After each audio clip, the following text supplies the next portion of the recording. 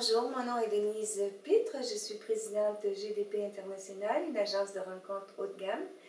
Et bienvenue à cette session qui vous parle de conseils pour maximiser vos rencontres et vous assurer qu'elles se passent le plus plaisant possible et que vous ayez le plus de succès pour arriver le plus possible à l'amour de votre vie ou l'amour rêvé.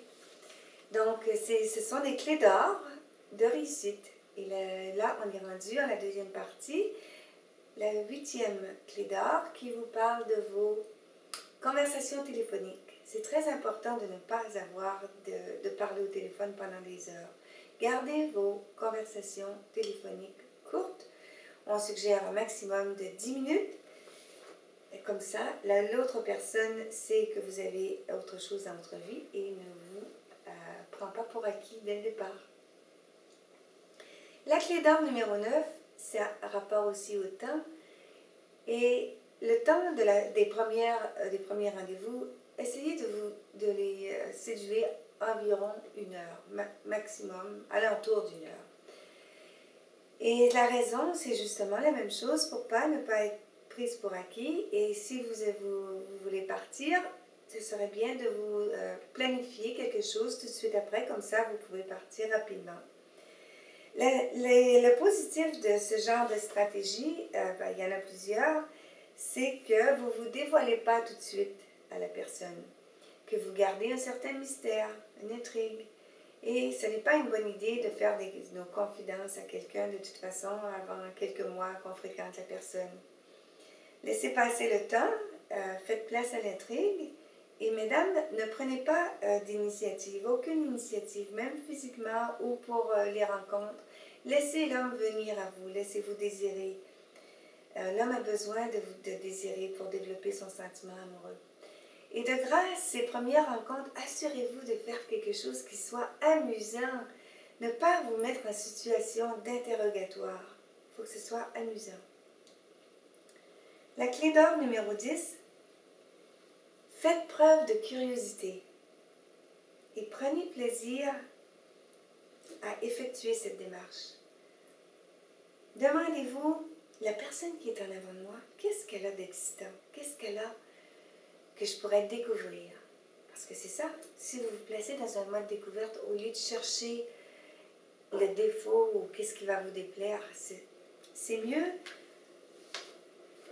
de ne pas avoir en tête votre but final. Ah, je veux la personne de mes rêves. On sait que c'est ça que vous voulez. Mais pour les premières rencontres, c'est trop de penser comme ça et ça vous fait peut-être passer à côté d'une découverte de moment présent. Donc, si vous êtes dans votre tête à analyser encore une fois, vous n'êtes pas dans le moment présent.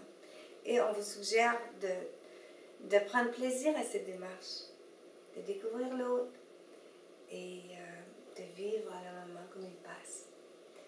La clé d'or numéro 11, c'est même si la rencontre avec qui vous êtes ne va pas comme vous l'espériez, restez courtois. C'est quand même un être humain que vous avez en face de vous. Pensez comment vous aimeriez être traité.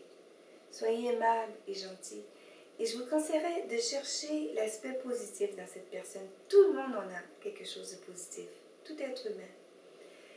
Et essayez de vous concentrer sur ce que cette personne a de positif pour mener à bien cette rencontre puisque vous y êtes. Parce que ce sur quoi vous portez votre attention prend de l'ampleur. Alors, je vous donnerai un petit exercice à faire dans votre cercle immédiat, de pratiquer cet exercice, de chercher dans les personnes, dans votre vie, dans toutes les personnes, le trait positif, l'aspect qui est plaisant. Et puis, comme ça va s'amplifier, vous allez devenir entouré de personnes qui vous plaisent de plus en plus et d'amoureux qui sont à la hauteur de vos attentes de plus en plus.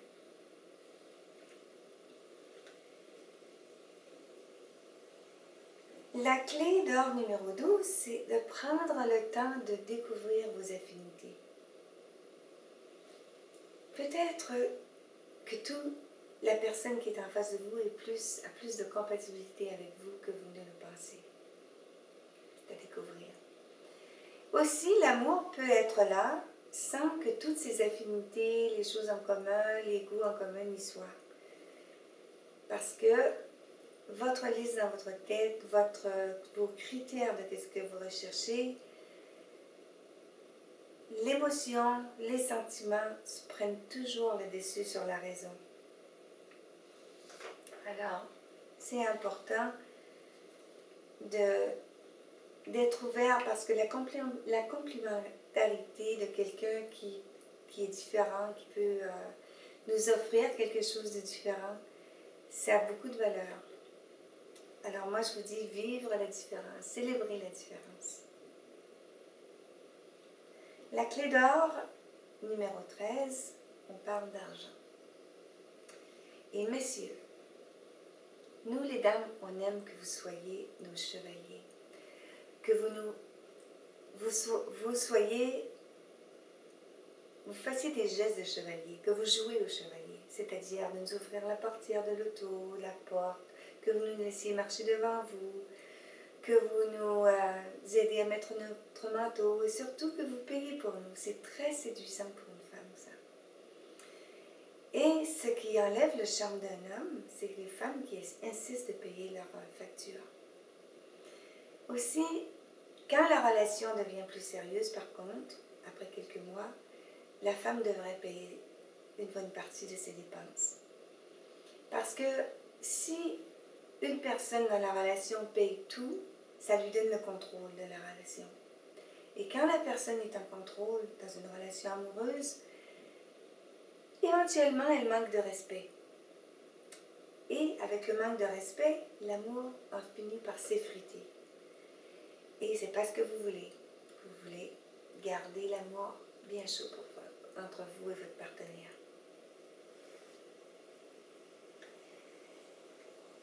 La clé d'or numéro 14 se réfère aussi à l'argent. Mesdames, n'abusez pas des hommes, de la générosité de votre homme financièrement. Il n'y a personne qui aime se sentir pris pour acquis. J'ai des clients dans mon agence qui m'en parlent, je paye tout pour elle, et c'est comme si tout lui était dû. Elle n'apprécie plus rien. Assurez-vous qu'il ne se sente pas que vous l'aimez spécialement pour son portefeuille. Et surtout, ne faites pas allusion que vous voudriez qu'il paye pour vos rénovations de maison, vos réparations de voiture, vos pneus d'hiver ou l'école pour votre enfant. N'oubliez surtout pas de remercier. Si quand il paie quelque chose pour vous, que ce soit un repas, un voyage, remerciez. Alors, éventuellement, vous voulez que l'amour reste dans votre relation, le respect et l'amour. Et la clé d'or numéro 15, on va en parler en troisième partie dans la prochaine vidéo. Alors, je vous remercie de votre écoute et cette vidéo, c'est conseillé de reviser ces conseils pour voir si vous avez des mesures correctives à appliquer pour vous assurer d'avoir le plus de succès possible dans vos rencontres, pour ne pas passer à côté de l'amour de votre vie, peut-être qui est assis en face de vous. Et que vos rencontres soient le plus de succès possible et que vous arriviez le plus tôt possible à ce que vous vouliez. Bon succès!